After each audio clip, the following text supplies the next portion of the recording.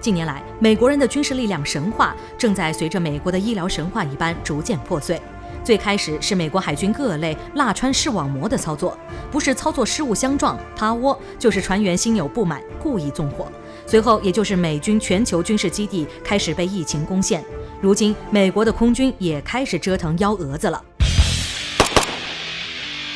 据《环球时报》9月25号援引了美国海军时报在当天的一篇报道显示，美国方面对外确认，在周一，一架 FA-18超级大黄蜂战机在执行飞行任务时出现事故，战机在空中飞行时，引擎突然爆燃起火。在紧急沟通后，该飞行员选择将战机迫降到邻近的机场。此事故没有造成人员伤亡，而事故原因仍在调查中。据了解，事故战机隶属于美国东部弗吉尼亚州的奥西阿纳海军航空战第11战机中队，事发时正好在弗吉尼亚角进行飞行训练。无独有偶的是，在9月10号，同样是一架 FA-18超级大黄蜂战机，同样是在弗吉尼亚角附近执行飞行训练任务，同样是引擎爆燃起火。1个月内2起这样的巧合，实在让人忍不住往深处思考，美国的航发神话能够走多远呢？需要承认的是，因为我国航发起步较晚，在与现阶段该领域顶尖航发的对比中，确实落于人后。而美国方面也不止一次用航空发动机的供应作为威胁我国让步的手段，比如 C919 就是其中一个实例。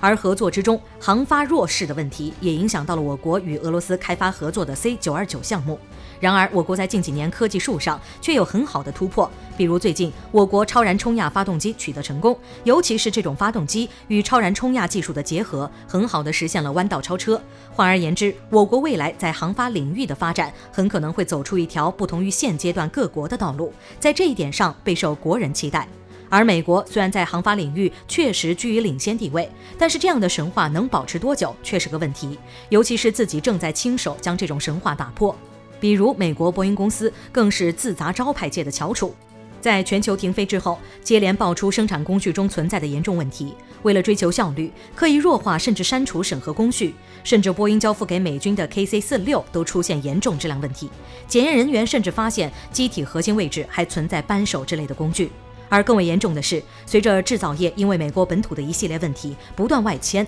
让美国出现了严重的工业空心化，哪怕在美国本土建厂，缺乏有效的管理经验，员工工作技术缺失，无休止的政治正确，都让这种企图破产。而随之而来的就是美国严重依赖海外进口，一旦受到干扰，美国军工连组装异国合格的零部件都成问题。